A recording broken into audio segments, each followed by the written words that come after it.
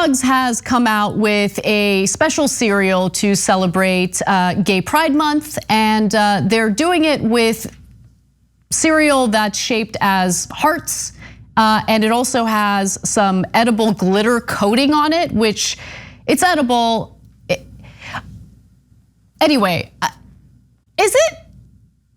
Okay, so is it insulting to like the LGBTQ community to like minimize their existence to like celebrating them through glittered cereal? I don't know, but whatever. This is what Kellogg's is doing. I don't really care that much, to be honest with you, because at the end of the day, this is it's a private company finding a cutesy little branding PR thing to make more money. They wouldn't do this unless they thought that this was a way of increasing their profits. That's what companies do. They don't do things to take a stance on anything. In fact, David Sirota just wrote an excellent piece about how the very corporations who publicly spoke out against Georgia's voter suppression law and claimed that they were, no longer going to donate money to politicians who had any role in the Capitol riots are actually behind the scenes through think tanks and other methods, still providing money for the politicians they said that they wouldn't provide money for. So corporations are gonna do whatever's gonna benefit their bottom line. That's what Kellogg's is doing here. Maybe I sound a little too cynical, but come on. They thought they were gonna lose money off of this, you think they'd do it? Now, that's the only real commentary I think should be tied to this story, but the fine folks over at Newsmax wanted to go in a different direction because the right wing is obsessed with the culture war. So here you have Grant Stinchfield, that's his name, talking about how offended he is by the cereal. Kellogg's, a cereal brand, has come out with a woke cereal. Yes, a woke cereal. This new cereal called Together with Pride features all the Kellogg cereal characters like Tony the Tiger and Toucan Sam on the box to promote Pride Month. Come on, man. The cereal is rainbow hearts covered in edible glitter. How nice. Give me a break. Here's the worst part.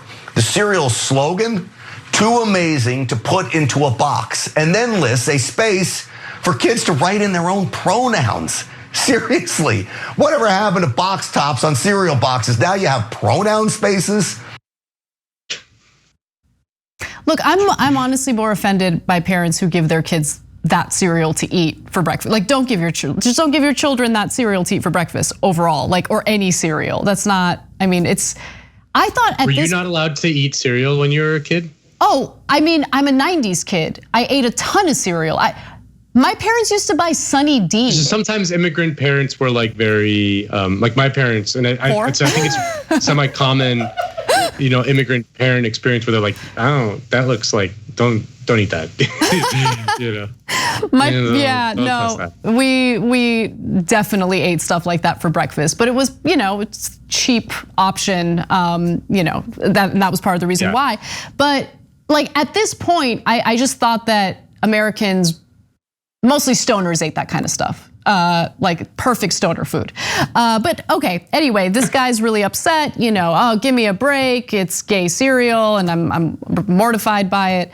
But he takes it a step further, Nando, once he starts talking about the Leprechaun from Lucky Charms.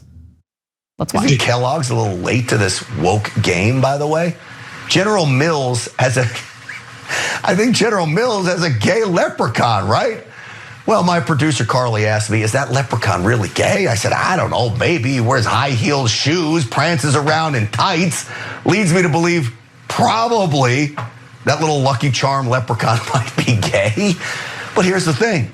For those of you that want to vilify me for those comments, right there, aren't you just as offended by the flamboyant rainbow hearts and glitter as a symbol of gayness? See, there are two standards here.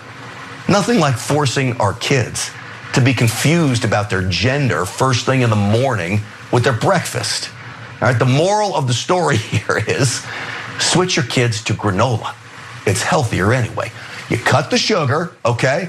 And then you don't have to buy products from woke companies like Ben & Jerry's, Coke, and Kellogg's. So that thick-necked fellow thinks that granola is healthier, which Maybe a lot of people do, but granola is full of a lot of sugar as well. I don't know. I can't believe I'm like fact checking this guy. Who cares? Who cares about any of this really? And can you imagine being offended by the Lucky Charms leprechaun? I don't. Just like, I mean, everything about this is so dumb. I mean, I find the corporate wokeness very annoying for different reasons, and just that I can see right through it for what it is, like just a purely cynical cash grab just by like attempting to follow the cultural winds or whatever.